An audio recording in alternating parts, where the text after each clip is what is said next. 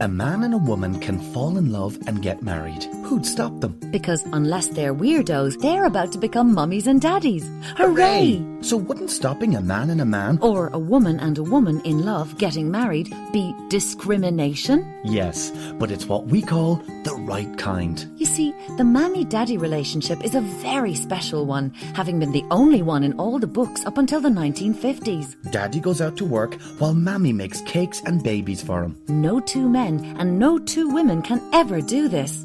Have you ever seen a gay pastry chef?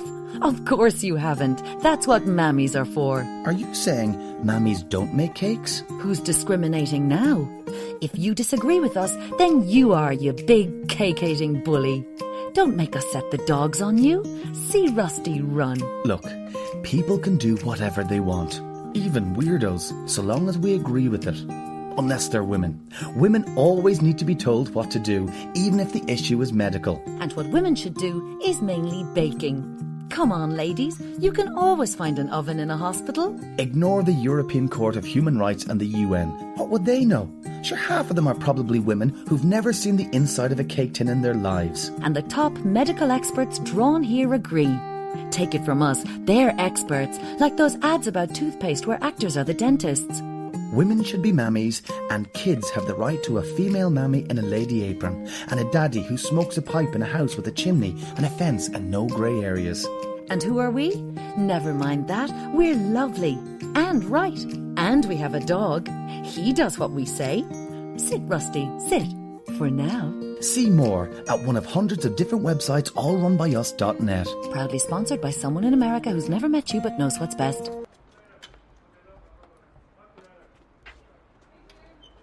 Tonight, we are delighted to welcome to the stage Ireland's most fabulous drag queen and famous activist, Panty.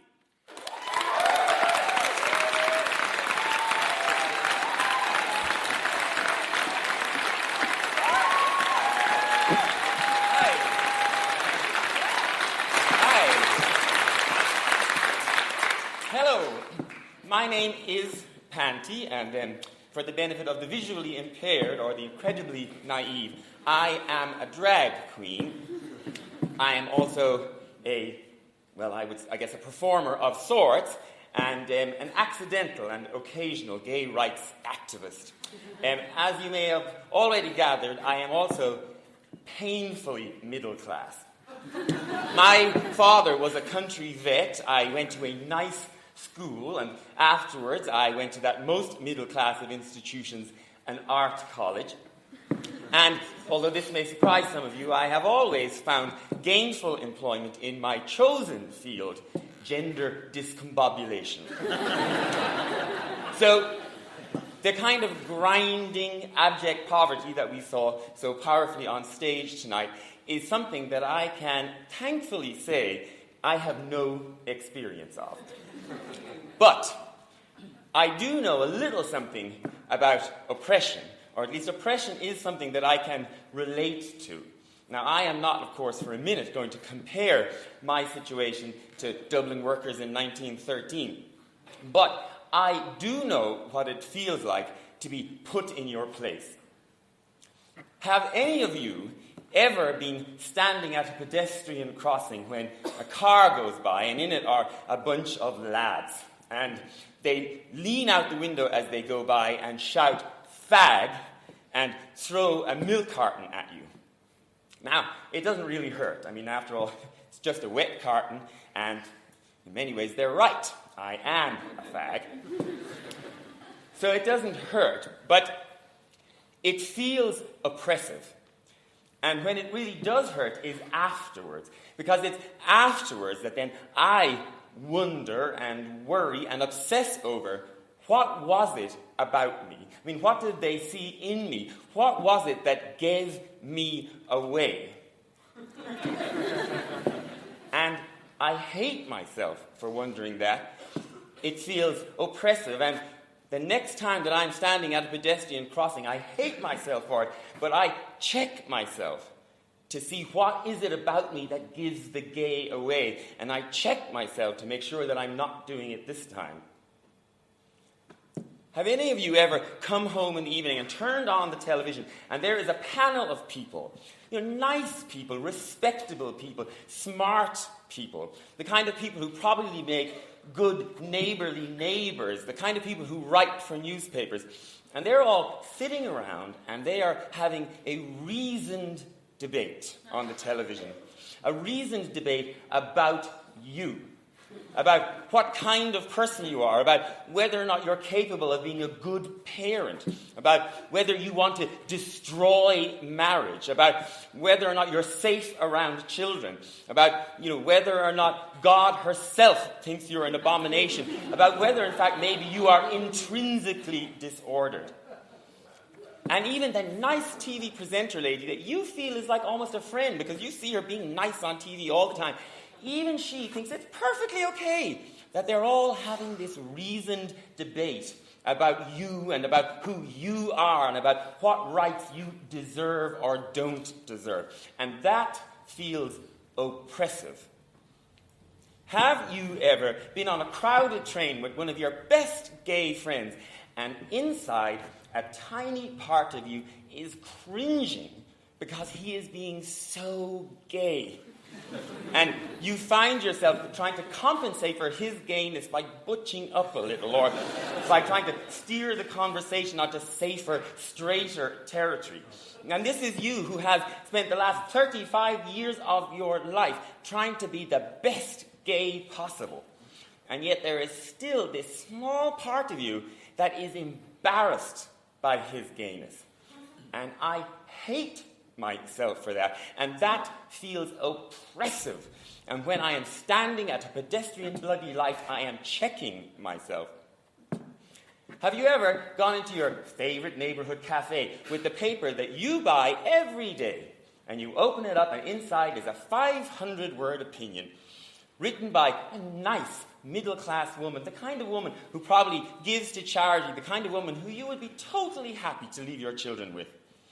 And she is arguing over 500 words so reasonably about whether or not you should be treated less than everybody else, about arguing that you should be given fewer rights than everybody else. And when you read that, and then the woman at the next table gets up and excuses herself to squeeze by you and smiles at you, and you smile back and nod and say, no problem, and inside you wonder to yourself, does she think that about me too?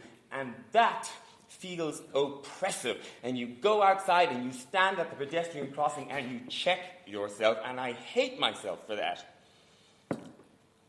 Have you ever turned on the computer and you see videos of people who are just like you in countries that are far away and countries that are not far away at all, and they are being imprisoned and beaten and tortured and murdered and executed because they are just like you?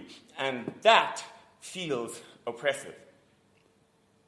3 weeks ago, I was on the television, and I said that I believe that people who actively campaign for gay people to be treated less or treated differently are, in my gay opinion, homophobic.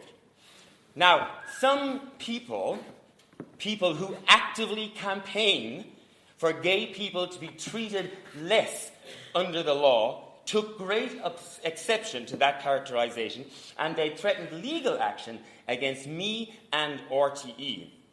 Now, RTE, in its wisdom, decided incredibly quickly to hand over a huge sum of money to make it all go away. I haven't been quite so lucky. And for the last 3 weeks, I have been lectured to by heterosexual people about what homophobia is and about who is allowed to identify it. Straight people have lined up, ministers, senators, barristers, journalists have lined up to tell me what homophobia is and to tell me what I am allowed to feel oppressed by. People who have never experienced homophobia in their lives, people who have never checked themselves at a pedestrian crossing, have told me that unless I am being thrown into prison or herded onto a cattle truck, then it is not homophobia, and that feels oppressive. And so now, Irish gay people, we find ourselves in this ludicrous situation where we are not only not allowed to say publicly what we feel oppressed by, we're not even allowed to think it, because the very definition, our definition, has been disallowed by our betters. And for the last 3 weeks, I've been denounced from the floor of the Oireachtas to newspaper columns to the seething morass of internet commentary, denounced for using hate speech because I dare to use the word homophobia. And a jumped-up queer like me should know that the word homophobia is no longer available to gay people, which is a spectacular and neat Orwellian trick, because now it turns out that gay people are not the victims of homophobia. Homophobes are the victims of homophobia.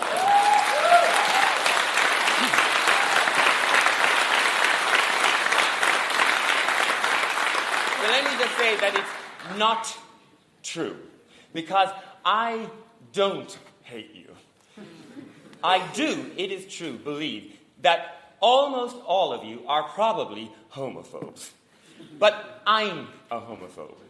I mean, it would be incredible if we weren't. I mean, to grow up in a society that is overwhelmingly and stiflingly homophobic and to somehow escape unscathed would be miraculous. So I don't hate you because you're homophobes. I actually admire you. I admire you because most of you are only a bit homophobic. And to be honest, considering the circumstances, that is pretty good going.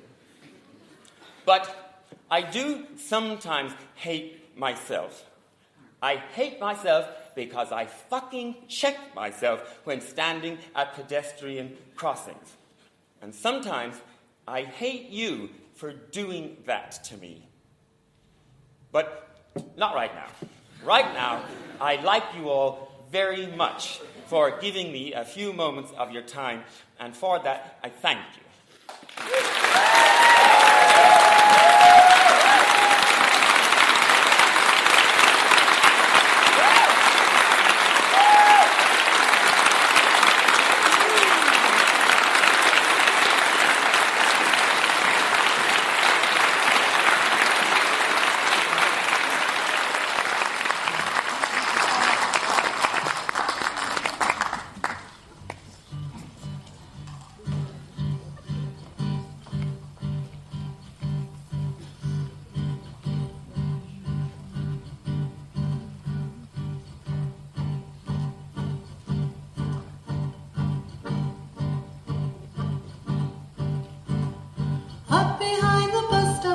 Toilets of the street, there are traces of a killing on the floor beneath your feet.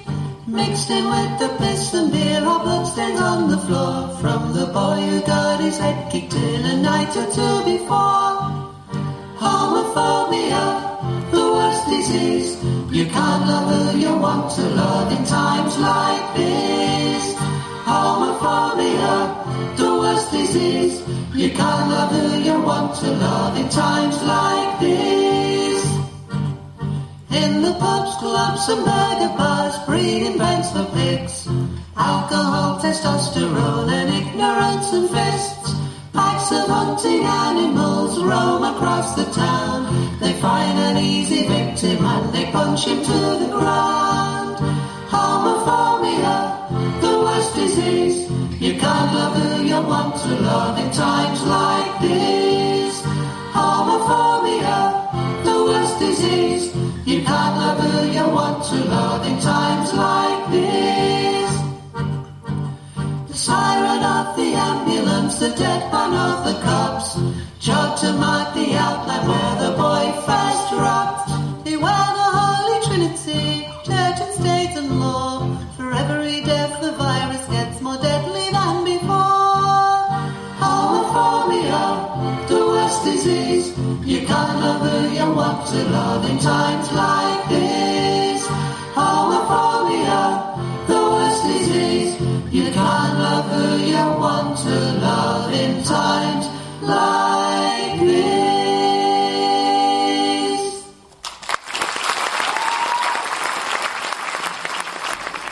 I think we all know why we're here today. We're here today because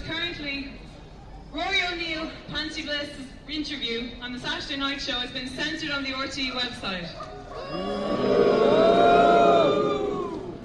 This is not just about Rory's interview and what he said. This has much wider implications for the discussion of LGBT rights in this country and many other issues for that fact. And ultimately for freedom of speech and freedom of expression in this country. Before I introduce I'd like to introduce our main speaker, Caroline Early from LGBT Noise.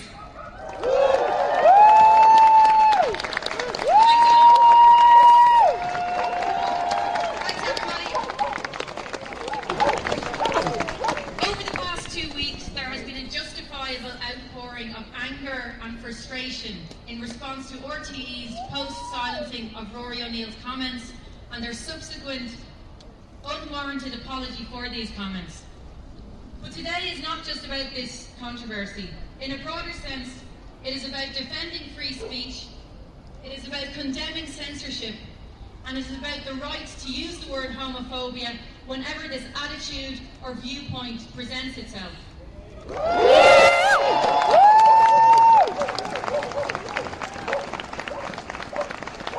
Firstly, LGBT Noise would like to extend our support to Rory O'Neill. I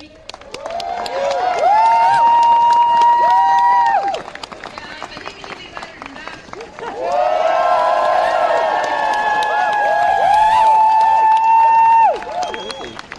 I'm leaving here today, so let's show him some love. We commend his honest, insightful, and intelligent account of homophobia as something that can manifest in many forms, be it extreme or subtle. As an organisation that advocates human rights, LGBT Noise upholds the principle of free speech. We defend the right to identify, expose, and speak out against homophobia in all its forms, whether that's explicit or implicit.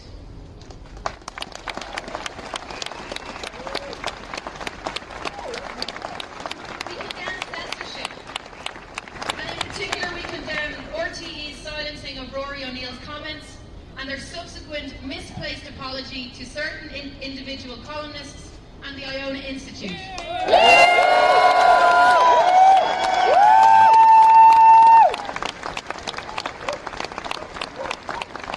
also condemn the use of taxpayers' money to pay so-called damages to the Iona Institute, an organisation that has consistently pushed an anti-gay agenda cloaked in the rhetoric of traditional family values and child welfare.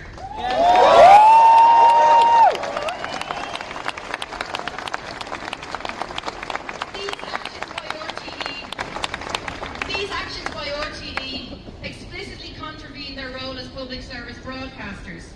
It is not only irresponsible, but it is damaging in the extreme. The decision by RTE to facilitate last night's debate about homophobia, while welcome, does not undo these previous actions.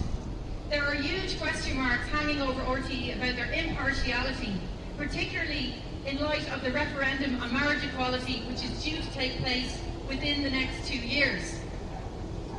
However, we hope that last night's debate marks the beginning of a much-needed public conversation about the nature and level of homophobia in Irish society.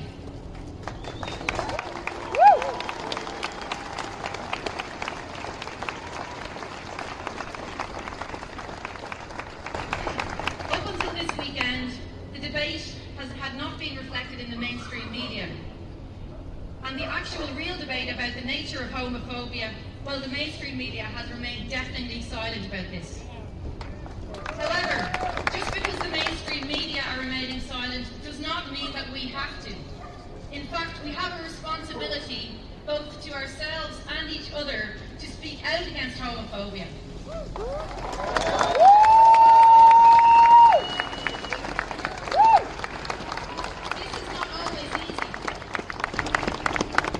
This is not always easy. On a personal level, each and every one of us is acutely aware of what it's like to be silent about our sexuality, because we fear the response that we might get from others.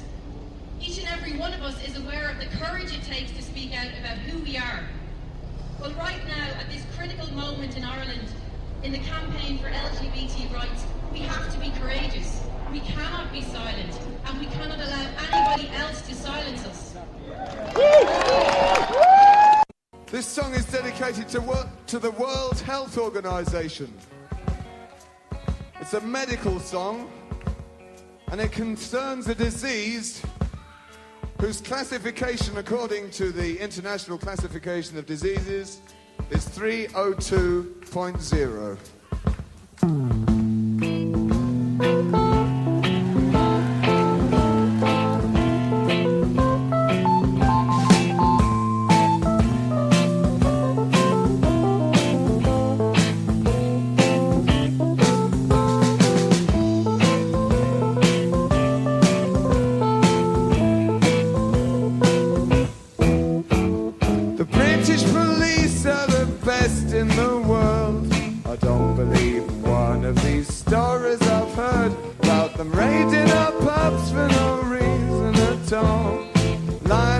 Customers up by the wall, picking out people, knocking them down, resisting arrest as they're kicked on the ground, searching their houses, calling them queer.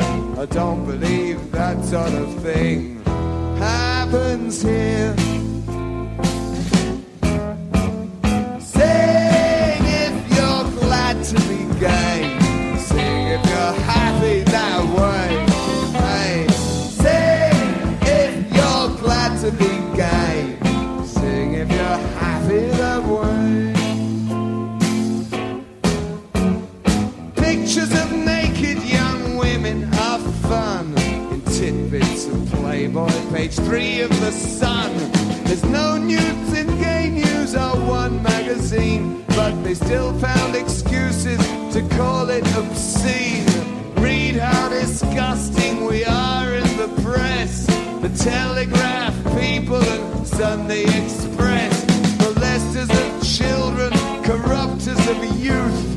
It's there in the paper, it must be the truth. Try and sing if you're glad to be gay. Sing if you're happy that way. Hey, sing if you're glad to be gay. Sing if you're happy that way. Don't try to kid us that if you're discreet, you're perfectly safe as you walk down the street. You don't have to mince or make bitchy remarks to get beaten unconscious and left in the dark. I had a friend who was gentle and short. He was lonely one evening, he went for a walk. Queer bashers caught him, kicked in his teeth. Was only hospitalized for a week, and he still bears the scars. Sing if you're glad to be gay. Sing if you're happy that way. Hey, sing if you're glad to be gay. Sing if you're happy that way. And sit back and watch as they close down our clubs, arrest us for meeting and raid all our pubs. Make sure your boyfriend's at least 21, so only your friends and your brothers get done. Lie to your workmates, lie to your folks. Put down the Queen's, tell anti-queer jokes. Gay lives ridiculous, join their laughter. The buggers are legal now. What more are they after? Tell them. Sing if you're glad to be gay. Sing if you're happy that way.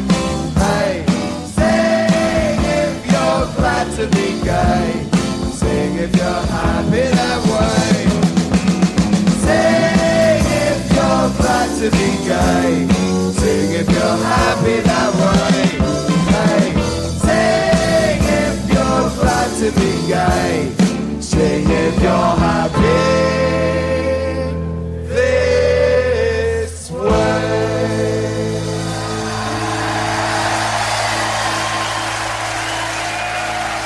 Homosexuality is a preference for entering into close, intimate, affectional and sexual relationships with persons of the same sex. That was Dr. Franklin E. Kameny, member of the District of Columbia, Washington, Commission on Human Rights, and well-known gay rights activist in the US. A year ago, the Irish gay rights movement was founded in Dublin to fight for the rights of Irish homosexuals. Ireland is the only sovereign EEC country to still retain criminal sanctions in law against homosexuality, with penalties from 10 years to life imprisonment. In studio tonight, we have the national chairman of the Irish gay rights movement, David Norris. David, are homosexuals sick people? No, indeed they're not. We're neither sick, ill, pathological, neurotic, or any of these emotive terms that are occasionally used by people who are not well informed on the subject to conceal their own prejudices and to allege that we are ill. I don't feel ill. I hope I don't look it. We are, of course, subject, as ordinary other people are, to head colds, influenza, a hangover, to this type of thing. But in the basic sense, we are not sick. Well, people might wonder, could the state of homosexuality be cured, as it were? Well, of course, in that question is implied the idea that we've already, I hope, disposed of, that homosexual people are ill in some way, either physically or mentally. Now, interestingly, in the quite recent past, the American Psychiatric Association, for example, has voted overwhelmingly to remove homosexuality from its list of nervous disorders, illnesses.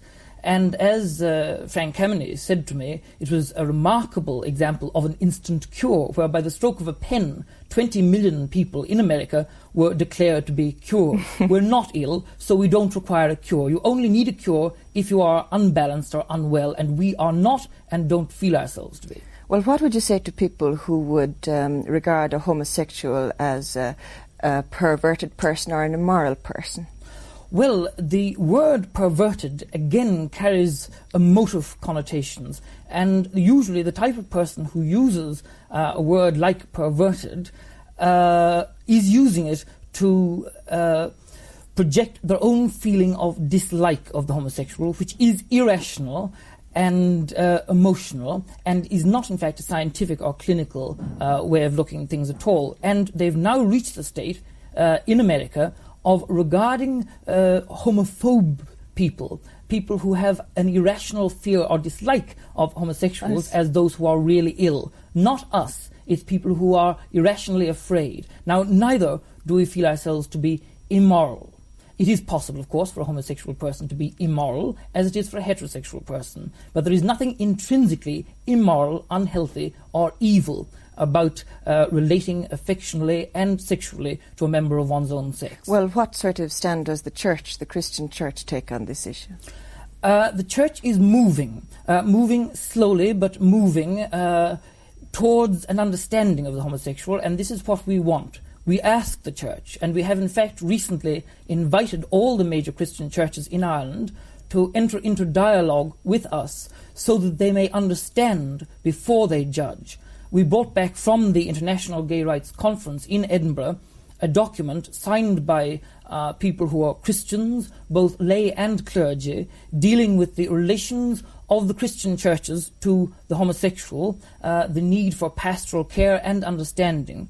We circulated this letter to the heads of all the main Christian churches and received a rather interesting response from them. What was the different results from, the Catholic and the Protestant churches? Well, by and large, the Protestant churches sought more information. They showed a willingness to enter into a dialogue and to try to understand us and to right the very great wrongs that have been inflicted on homosexual people in Ireland, largely through ignorance. The Roman Catholic Church, while not discouraging, was more neutral. It said that they had accepted our letter and they were considering it. But we regard any form of dialogue as being helpful both to the Church in its understanding of its flock and to the homosexual. Do you think this dialogue will come on a more public plane then? Yes, I think it's inevitable. It's rather slower in Ireland than it has been in the rest of the world, but in America, for example, there is a Catholic gay organization called Dignity. In Australia, there's a similar one called Acceptance, and we are in the process of setting up a similar organisation in Ireland under the umbrella of the Irish gay rights movement.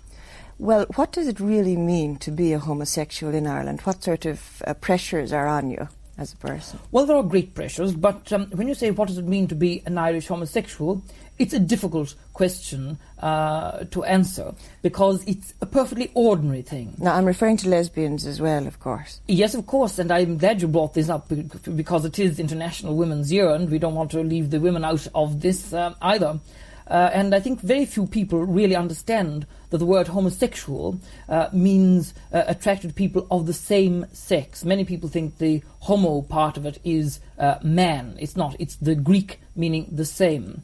Well, of course, lesbians in Ireland are in a difficult situation, of course, as we all are, but they don't suffer as the men do from the very severe penalties that the law can, but I'm glad to say does not at the moment inflict on homosexual people. Some of the women, may I say, regard this as a grievance because they feel that at least we men have something very dramatic to fight about, a very grave and very serious injustice that it's difficult to understand being tolerated in Europe of the 1970s. The women don't have this axe to grind, and I think they'd rather like to.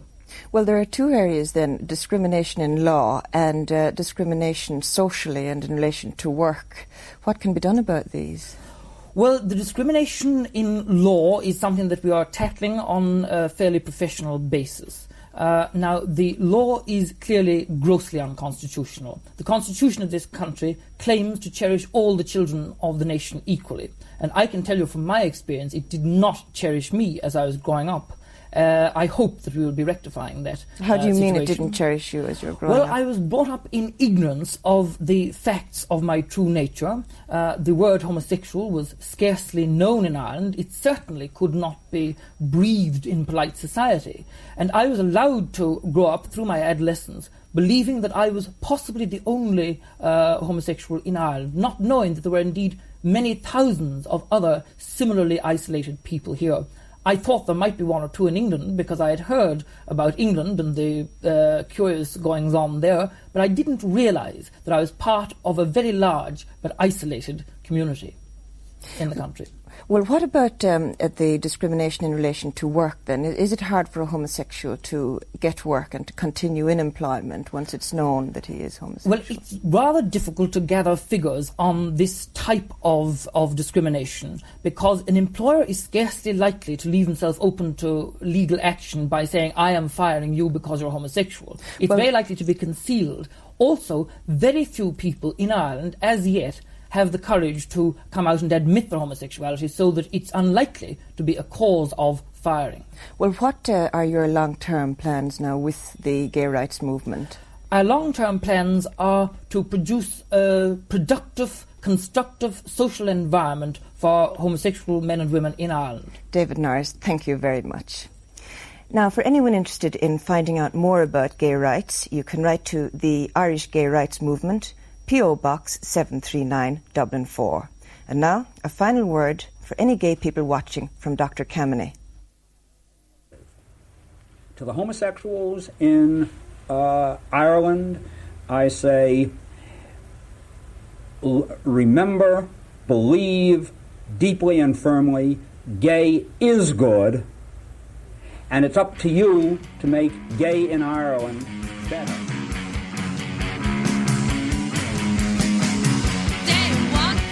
Shine.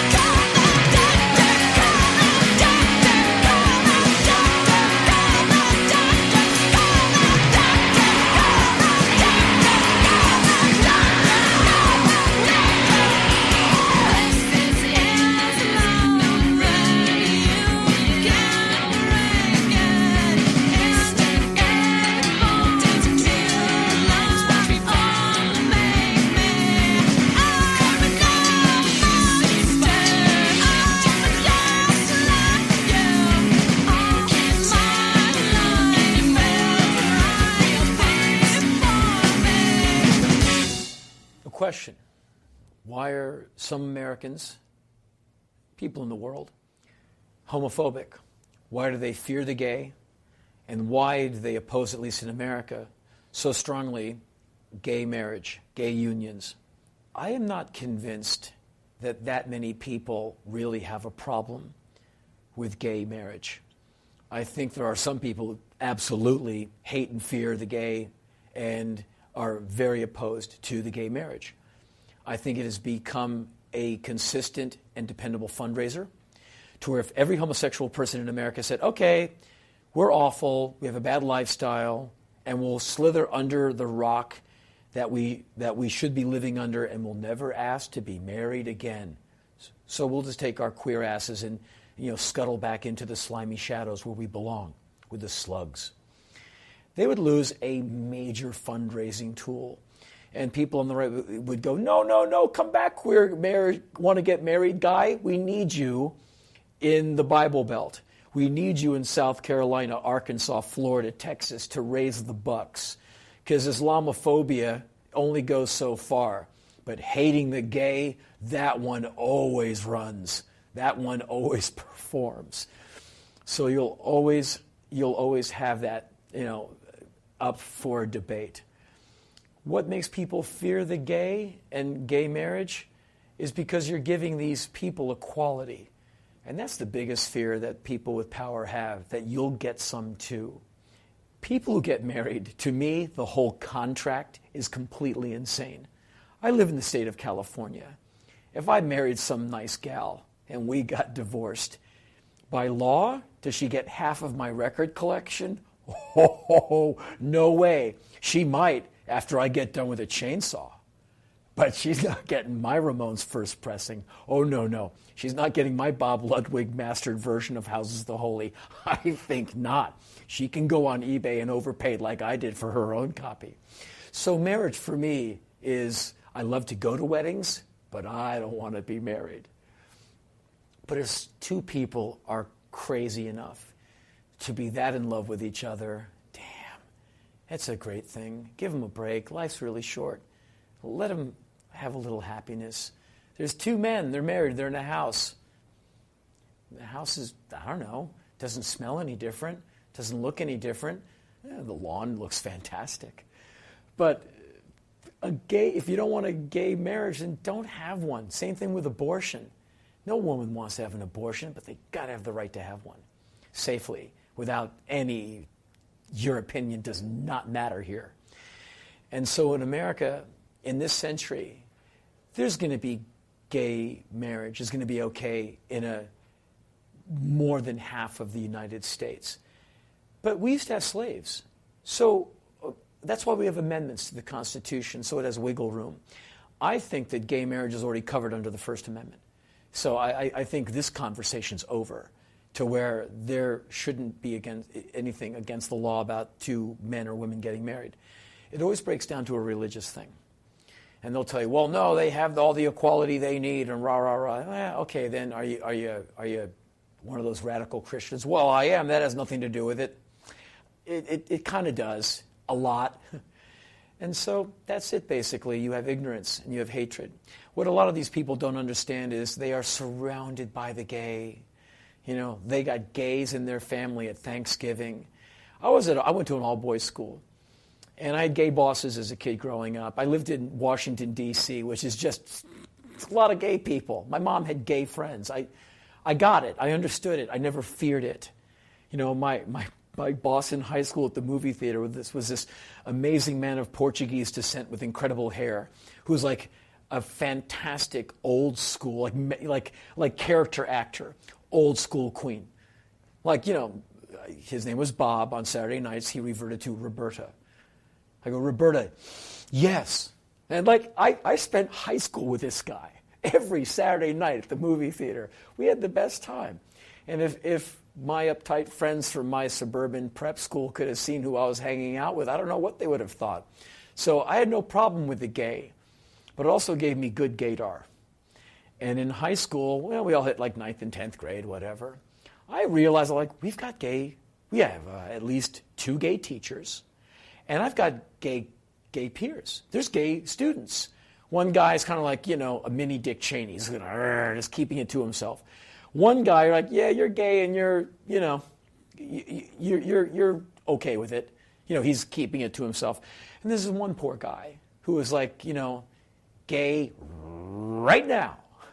And he hit 10th or 11th grade and like, hello, September. And I'm like, no. Because I just saw what was going to happen to him. And we had some really bad teachers there. And one teacher would make fun of him, made fun of his name, and turned it into an anti-gay slur. So that teacher basically green-lighted him, if you know the term. Basically green-lighted the guy for a death warrant. Because once a teacher can do that, that means you can do that.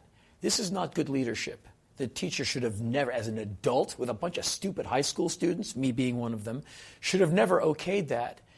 And by the end of the school day, this guy had his head put in the toilet. He was a dorm kid. We had a dorm at the school for post-grads and kids who lived far from home.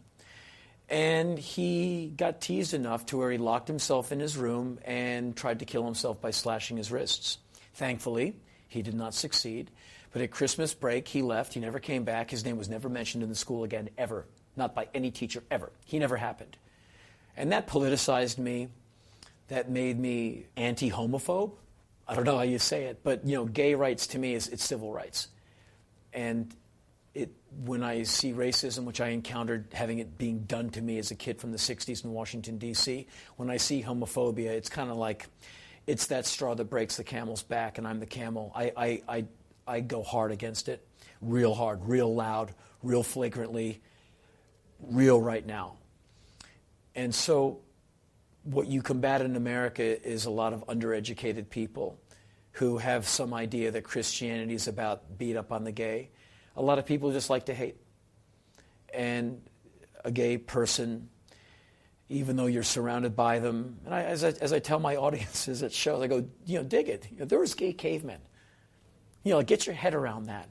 There was like big hairy men from millions of years ago going like, hey, let's go hit the bushes and like see what's up.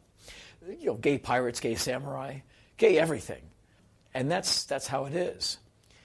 Why some people can't absorb and accept and deal with that information, it's too bad. I believe things are getting better. I think homophobia is an endangered species in America. As long as I'm around, it is. And I know I'm not the only person pushing against it, so.